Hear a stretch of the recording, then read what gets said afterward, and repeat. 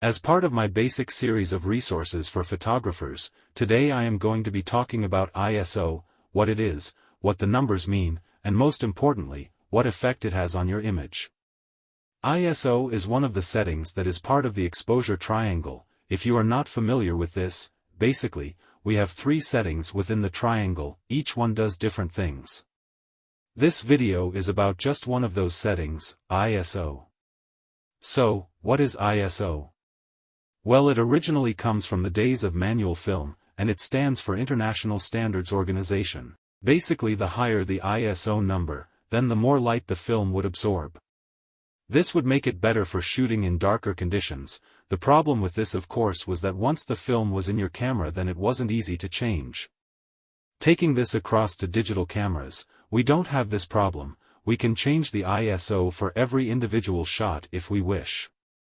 But let's begin with the basics. Before we get into the effects of ISO, what do the numbers mean and how should you set them on your digital camera?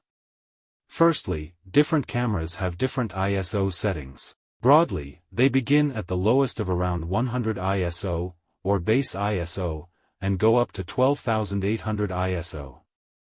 But some cameras go down to 50 ISO, others can go as high as 100,000 plus. For this video we will consider 100 as the base ISO and 12,800 as the absolute maximum ISO. These will vary from camera to camera though. If you look at the numbers you will see that they double each time. So by increasing the ISO, you are doubling the amount of brightness in the image. So, if we have set the shutter speed and the aperture, but the image is still underexposed, i.e. too dark, then the other option is to set the ISO higher. The camera then boosts the light to produce a brighter image. The benefit of this is that you don't have to put your shutter speed too low, or widen your aperture further to gain correct exposure. So, why not just raise the ISO as high as you want all of the time? Well, because there is a link between the ISO level and the amount of grain you get in an image. The higher the ISO, the greater the amount of grain.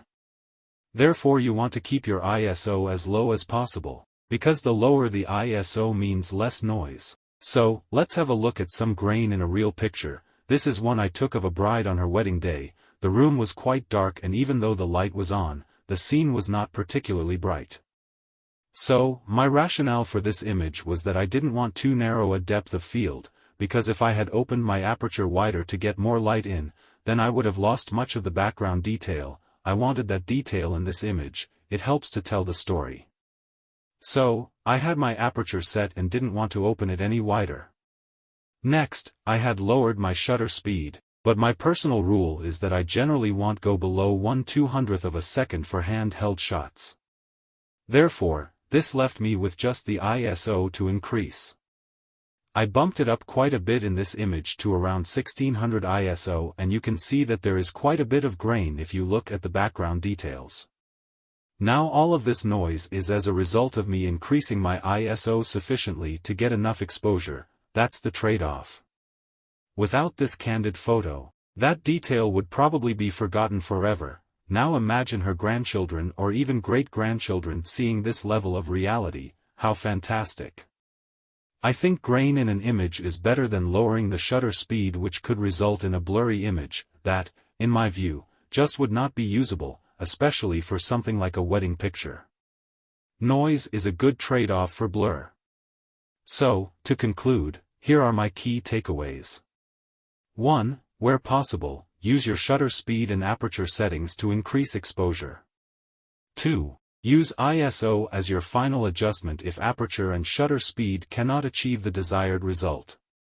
3. Keep your ISO as low as possible and only increase your ISO as much as you need to. 4. Higher ISO results in more noise within your image. 5. A great moment captured with some noise is better than a shaky image with no noise, or even worse, no image at all. Thanks for watching. Don't forget to like and subscribe.